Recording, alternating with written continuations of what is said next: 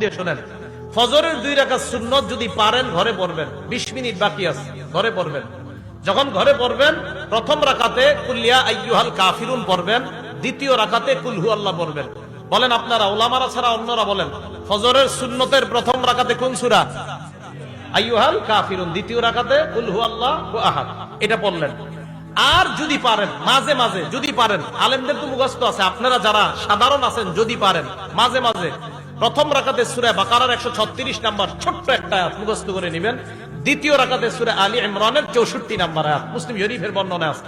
প্রথম রাকাতে সূরা বাকারার 136, দ্বিতীয় রাকাতে সূরা আলী ইমরানের 64 নাম্বার আয়াত ফজরের সুন্নতের প্রথম এবং দ্বিতীয় রাকাতে পড়বেন। আর বেশিরভাগ সময় প্রথম রাকাতে কুল ইয়া আইয়ুহাল কাফিরুন, দ্বিতীয় রাকাতে কুল হু আল্লাহ। নবীজি মসজিদে আসছে, আসার পর দেখে এক ব্যক্তি সুন্নত পড়তেছে, তো ওই ব্যক্তির কেরাতের আওয়াজ হালকা নবীজির কানে আসছে। নবীজি শুনতে পাইল ওই ব্যক্তি প্রথম রাকাতে পড়তেছে কুল ইয়া আইয়ুহাল কাফিরুন। আল্লাহ নবী বললেন হাদা আব্দুন আরাফা রাব্বান। আল্লাহ নবী যখন শুনলেন এই ব্যক্তি ফজরের সুন্নতের প্রথম রাকাতে কুল ইয়া আইয়ুহাল কাফিরুন পড়লেন, নবীজি বললেন এই ব্যক্তি এমন এক বান্দা যে ব্যক্তি তার রবকে চিনতে পেরেছে, যে ব্যক্তি তার রবকে চিনেছে। তো নবীজি দাঁড়ায় রয়েছে। এবার ওই লোকটা দ্বিতীয় রাকাতে পড়লেন কুল হু আল্লাহু আহাদ। আল্লাহ নবী বললেন হাদা আব্দুন আমানা বিরব্বি, এই ব্যক্তি তার রবের উপর পরিপূর্ণ ঈমান আনছে। তাহলে প্রথম রাকাতে কুল ইয়া আইয়ুহাল কাফিরুন, দ্বিতীয় রাকাতে কুল হু আল্লাহু আহাদ। এবার ফজরের সুন্নত পড়লেন, পড়ার পর আপনি বাসায় বসে আছেন, তাকায় দেখেন ঘড়ির মধ্যে এখনো 15 মিনিট বাকি। তখন আপনি কি করবেন? আরবিটা প্রথম বলি, ওলামায়ে কেরাম তো আরবি মনে রাখতে পারবে, আপনারা পরে বাংলাটা বলতেছে। নবীজি বলতেন, ফাতুল বারীতে আসছে, আল্লাহুম্মা রাব্বা জিবরাইলা ওয়া রাব্বা মিকাইলা ওয়া রাব্বা মুহাম্মাদিন সাল্লাল্লাহু আলাইহি ওয়াসাল্লাম আউযু বিকা মিনান নারি সালাসা মাররাত। নবীজি আল্লাহর দরবারে দোয়া করতেন, হে জিবরাইলের রব, হে মিকাইলের রব, হে মুহাম্মদ সাল্লাল্লাহু আলাইহি ওয়াসাল্লামের রব, আমি আপনার কাছে জাহান্নাম থেকে পানাহ চাই। নবী এই দোয়াটা 3 বার করতেন। ফজরের সুন্নত পড়লেন, পড়ার পর সময় আছে, নবীজি দোয়া করতেন। এবার আমার সাথে বলেন, হে জিবরাইলের রব, হে মিকাইলের রব, হে মুহাম্মদ সাল্লাল্লাহু আলাইহি সাল্লামের রব, আমি আপনার কাছে জাহান্নাম থেকে পানাহ চাই।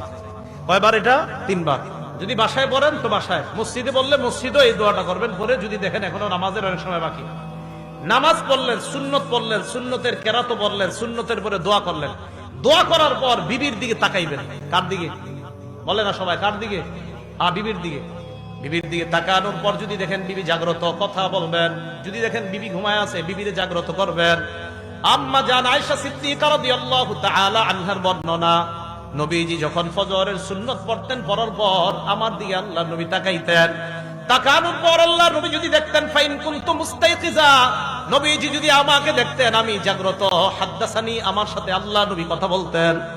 ওয়াইন কুনতু নাইমা আইকাযানি, আমাকে যদি দেখতেন আমি ঘুমন্ত, আল্লাহ নবী আমাকে জাগ্রত করে দিতেন। তাহলে ফজরের সুন্নত পড়ার পর বিবির সাথে এমনি 2-1টা কথা বলবেন, ধর্মীয় কথা, নবীর একটা সুন্নত আদায় করার সওয়াব পেয়ে যাবেন। আর বেবি যদি ঘুমায় থাকে তাকে জাগ্রত করবেন।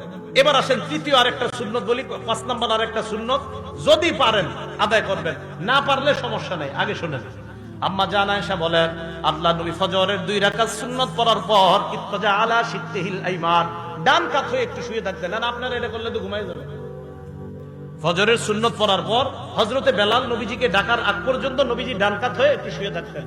আপনারা কি করবেন? বেশি সময় না, আপনারা একটু শুইবেন আবার উঠে যাবেন, কারণ আপনার শয়তান গিট মারবে, ঘুমা ঘুমা ঘুমা।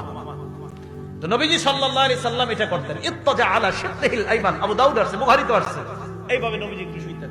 তো আপনি যদি পারেন এই সুন্নতের উপর আমল করেন, বাকি আপনি বেশি সময় করা যাবে না, সামান্য, আবার উঠে যাবেন, করলেই ঘুমায় যাবেন, একটু পরে উঠে দেখবেন সূর্য উঠে গেছে, সমস্যা হবে। আল্লাহ পাক রব্বুল আলামিন তো ফজরের নামাজের আগের যে সুন্নত, এই সুন্নত গুরুত্ব সহকারে আদায় করে এরপর ফজরের নামাজে আমরা উপস্থিত হব। এই হলো ফজরের নামাজের ব্যাপারে মোটামুটি আলোচনা। তো বলতেছিলাম 5 ওয়াক্ত নামাজ ধারাবাহিকভাবে আদায় করা। আবু দাউদ শরীফের 4986 নম্বর হাদিসের বর্ণনা, নবীজি সাল্লাল্লাহু আলাইহি সাল্লামের এক সাহাবা অসুস্থ হয়েছে, আনসারী সাহাবা। ওনারে দেখতে গেছে ওনার জামাই আর ওনার বেয়াই, ওনারে দেখতে গেছে ওনার জামাই আর ওনার বেয়াই। জামাইর নাম আব্দুল্লাহ রাহমাতুল্লাহি আলাইহি। উনি বলেন, ইনতালাকতু আনা ওয়া আবি ইলা সিহরিন লানা মিনাল আনসার। আমি আর আমার আব্বা আমার আনসারি শ্বশুর বাড়িতে গেলাম, নাউদুহু অসুস্থ শ্বশুরকে দেখতে গেলাম। যাওয়ার পর আমরা তার সামনে বসা, হাদারাতিস সালাহ নামাজের সময় হয়ে যায়। অসুস্থ ব্যক্তি পরিবারের একজনকে ডাক দিয়ে বললেন, ইতুনি বিল উযু লিউসাল্লিয়া ফাস্তারিহা, ওযুর পানি আনো, ওযু করে আমি নামাজ পড়ার মাধ্যমে আমি প্রশান্তি অর্জন করতে চাই। আমরা তাকে বললাম, আপনি অসুস্থ, এই মুহূর্তে নামাজ না পড়লে হবে, একটু পরে পড়েন। সাহাবা জবাব দিলেন, না না, নামাজ পড়ার মাধ্যমে আমি প্রশান্তি অর্জন করতে চাই। সামিআতু রাসূলুল্লাহ সাল্লাল্লাহু আলাইহি ওয়াসাল্লাম ইয়াকুল, আমি আল্লাহ নবীকে বলতে শুনলাম, নবীজি হযরত বেলালকে বলছে, বেলাল কুম ফাকিম ফারিহনা বিসসালাহ, বেলাল তুমি দাঁড়াও, ইকামত দাও, নামাজের ব্যবস্থা করো, নামাজের মাধ্যমে আমাদেরকে প্রশান্তি হওয়ার ব্যবস্থা করে দাও। তাহলে মুসলমান নামাজ পড়বে, কারণ নামাজ প্রশান্তির কারণ। গাছে গাছে লিখে দিবেন নামাজ প্রশান্তির কারণ। কারণ একদল লোক বের হয়েছে যারা টেলিভিশনে, ইউটিউবের মধ্যেও বিভিন্ন খানকা থেকে অ্যাডভারেজ দেয়। আপনি হতাশায় ভুগছেন, আমাদের খানকায় আসেন, 15 দিন থাকেন, 1 মাস থাকেন, ভালো হয়ে যাবেন। আপনারা গাছে গাছে লিখবেন, হতাশায় ভুগছেন, মসজিদে আসেন, হতাশা দূর হয়ে যাবে। নবীজি সাল্লাল্লাহু আলাইহি ওয়াসাল্লাম বলছে, ফারিহনা বিসসালাহ, নামাজের মাধ্যমে